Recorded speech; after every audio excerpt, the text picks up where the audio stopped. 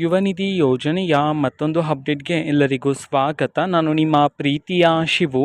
ಇವತ್ತಿನ ಒಂದು ವಿಡಿಯೋದಲ್ಲಿ ಯುವ ನಿಧಿ ಯೋಜನೆಗೆ ಸಂಬಂಧಪಟ್ಟಂತೆ ಈಗ ಒಂದು ಇಂಪಾರ್ಟೆಂಟ್ ಇನ್ಫಾರ್ಮೇಷನ್ ಬಂದಿದೆ. ಅದರ ಬಗ್ಗೆ ನಾವು ಈ ವಿಡಿಯೋದಲ್ಲಿ ಮಾಹಿತಿಯನ್ನು ತಿಳ್ಕೊತಾ ಹೋಗೋಣ. ವಿಡಿಯೋವನ್ನು ಸ್ಟಾರ್ಟ್ ಮಾಡ್ತೀನಿ. ಅದಕ್ಕಿಂತ ಮೊದಲು ನೀವಿನ್ನೂ ನಮ್ಮ ಚಾನಲನ್ನು ಸಬ್ಸ್ಕ್ರೈಬ್ ಮಾಡದೇ ಇದ್ದರೆ ಈ ಕೂಡಲೇ ಚಾನೆಲ್ಗೆ ಸಬ್ಸ್ಕ್ರೈಬ್ ಮಾಡ್ಕೊಳ್ಳಿ ಮತ್ತು ಲೈಕ್ ಮಾಡಿ. ಸೊ ಈಗ ನಾವು ಇನ್ಫಾರ್ಮೇಷನನ್ನು ತಿಳ್ಕೊತಾ ಹೋಗೋಣ ಬನ್ನಿ.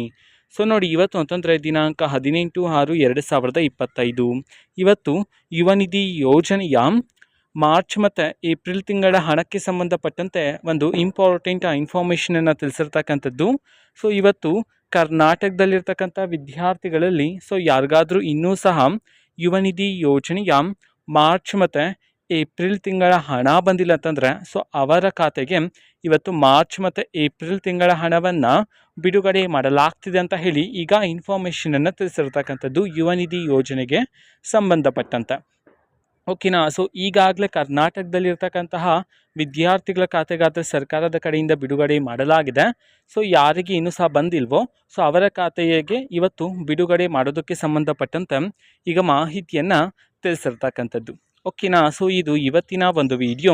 ಸೊ ಇದೇ ರೀತಿ ಗೃಹಲಕ್ಷ್ಮಿ, ಅನ್ನಭಾಗ್ಯ, ಶಕ್ತಿ ಯೋಜನೆ, ಯುವ ನಿಧಿ, ಗೃಹ ಜ್ಯೋತಿ, ಕಾಂಗ್ರೆಸ್ನ ಎಲ್ಲ ಯೋಜನೆಗಳಿಗೆ ಸಂಬಂಧಪಟ್ಟಂತೆ ಇಂಪಾರ್ಟೆಂಟ್ ಅಪ್ಡೇಟ್ಗಳು ನಿಮಗೆ ಈ ಒಂದು ಚಾನಲಲ್ಲಿ ಇಮಿಡಿಯೇಟ್ಲಿ ಸಿಗ್ತಿರುತ್ತೆ.